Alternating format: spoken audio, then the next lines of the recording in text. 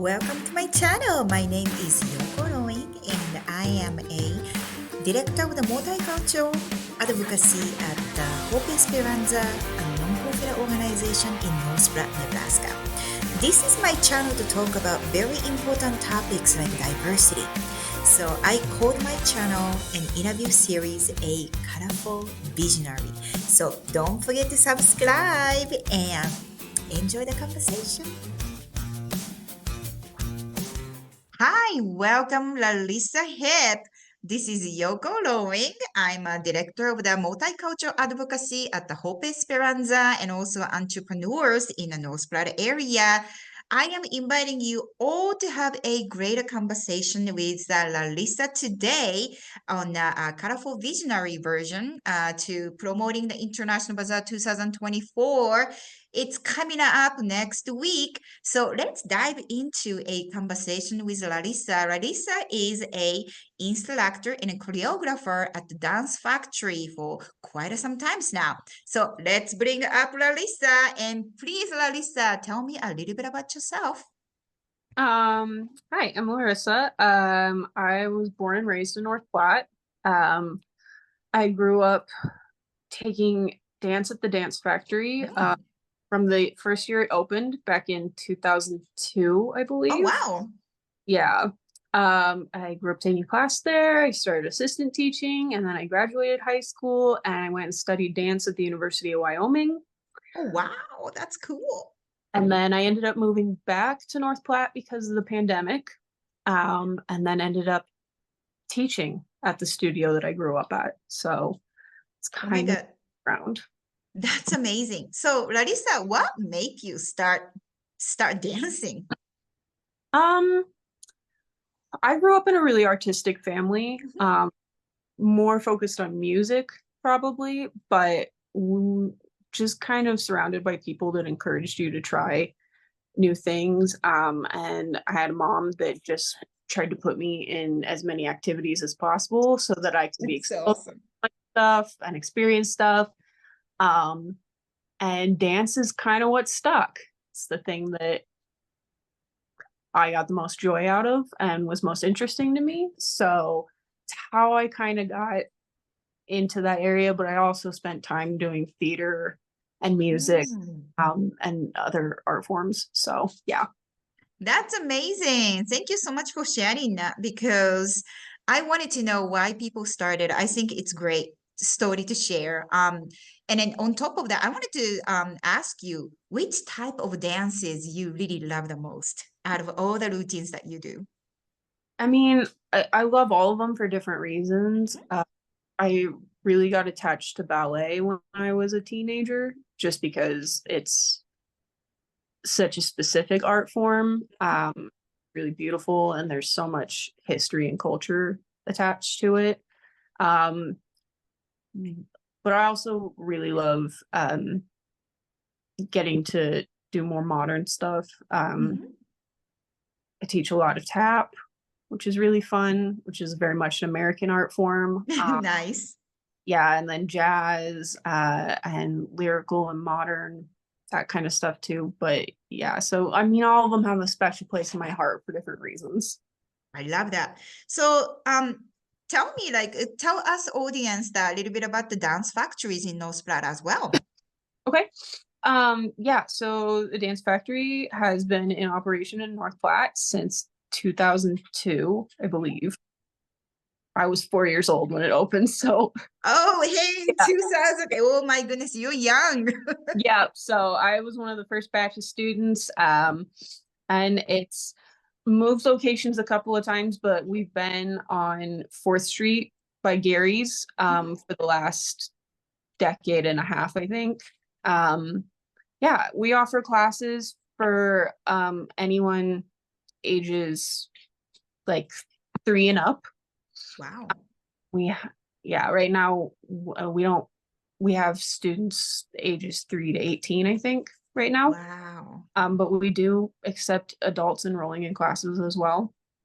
Very nice. I'm interested in like I always Yeah, loved dancing like growing up. I just never took any professional those lessons or anything like that. But I always love, like moving with the yeah, music. I think that sounds like a great idea. And then it's awesome that Dance Factory also offer that classes for adults too. yeah. We have female and male students. Mhm. We offer ballet and point, and tap, jazz, lyrical, and then we also do tumbling, um, Oh, nice. and hip hop, and we also have a baton instructor. Oh, So batons. Okay. we've got a pretty good mix of different types of classes. I love that.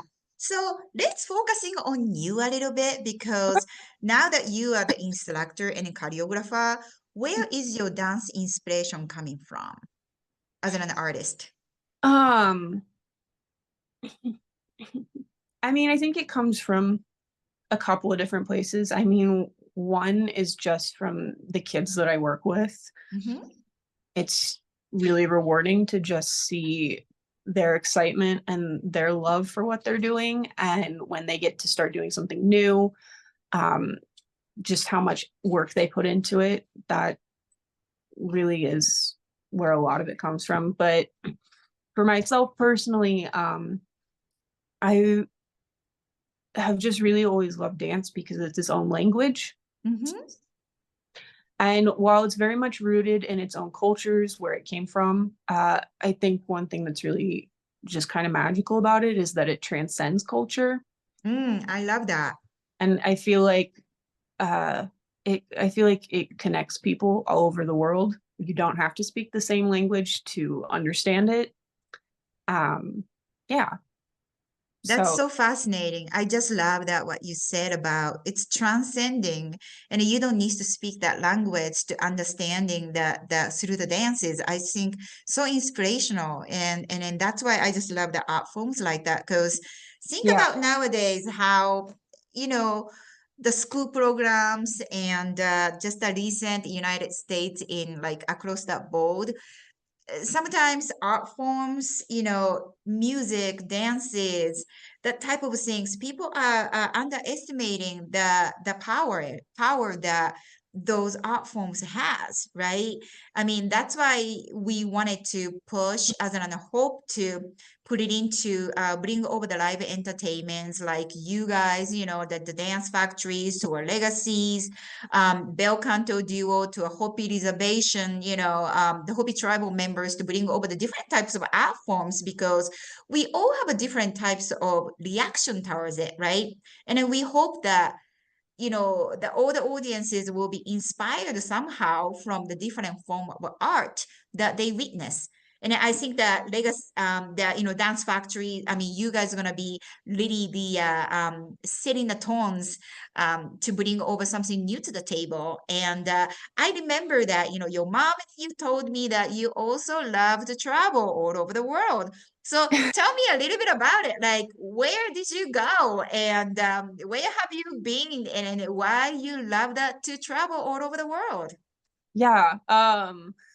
Well, I guess, yeah, I mean, my love for travel really started when I was a kid because I was really fortunate that I had family and we invested our time and money Mhm. in travel and um, those kinds of experiences.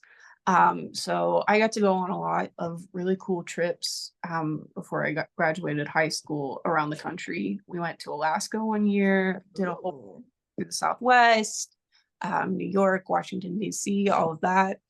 And so when I got into college, I knew that I really wanted to study abroad. Um, I see. and that's one of the reasons I picked the university that I went to because they have a really strong study abroad program. Very Um, nice. yeah. Uh, so I spent a semester studying in London. Mhm. And while I was there, I got to go to Scotland and Italy and France. Ooh. And then I went back to Europe the next year to do an internship in Ireland. And I also got to go Very to nice. Portugal. Um, yeah. So I'm really mostly just been to Europe so far. I've spent a little time in Mexico and Canada, but so that I haven't gotten as far as I want to yet. Uh, but it's a start. I love that. So, where is your favorite places so far to visit? I know that you have so many different countries that you have visited already, but did you have this like the favorite spot that you wanted to go back? Oh, um, I know there are so many. I mean, there's two. I mean, I'm partial to London because that was the first place that I got to go. And I lived there for an extended time, and I had a host family, so I was living with a British family. Ah, I see.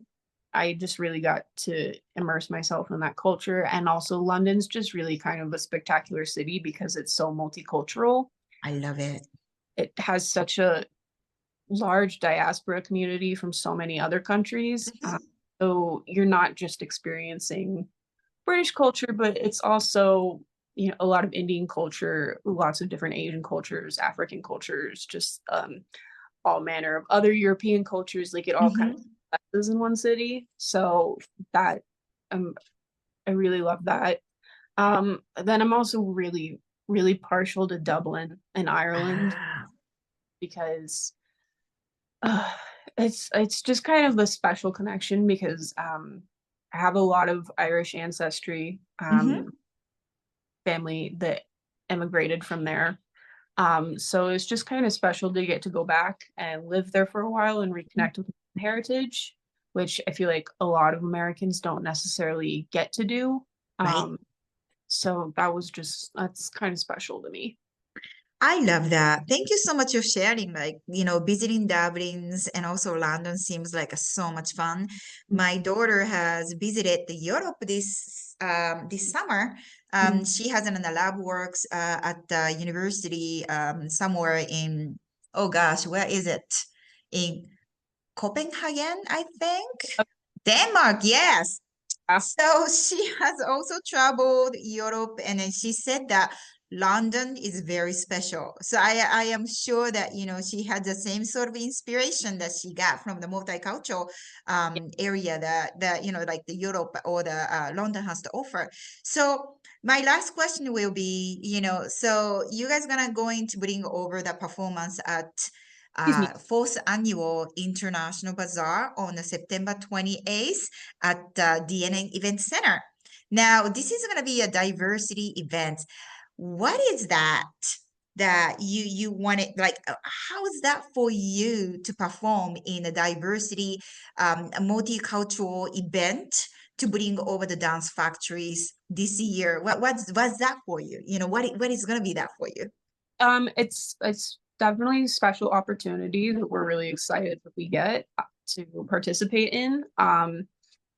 Yeah, admittedly, a lot of the dance forms that we do are very American based. Um, but I do think that it is nice that we get to share this with everybody at the International Bazaar because even if some of them are, based in American culture, not everybody's familiar with them. Right?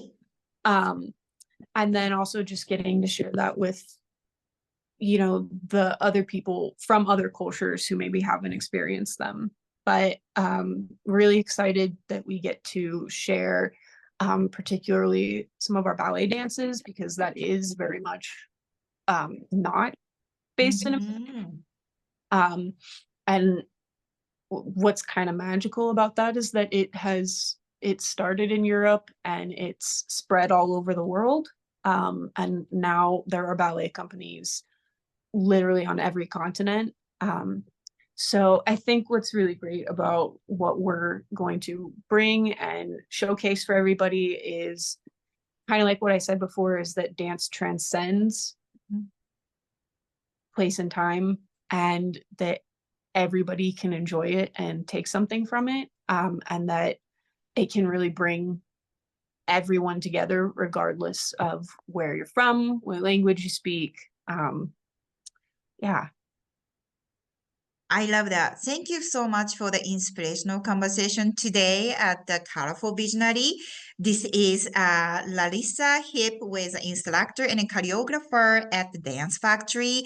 Please check into my YouTube video at Yoko Lowing 5743. You can have the full length of conversation with us, but please join us on September 28th at the DNA Event Center from the 11 to 3. We are going to have a fantastic line of live entertainment, authentic food, kids corner, and more. And thank you so much, Larissa, for spending time with me today. I can't wait to see you guys on September 28th. We'll see you Thanks. guys soon. More information about the artist and the interview, please log into a YouTube videos Yoko Lowing at 5743 and see them.